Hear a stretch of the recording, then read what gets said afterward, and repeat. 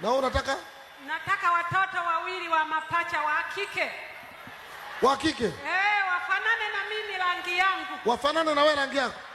Maana mume wangu ni mweusi. Subiri. Mume wako? Mweusi.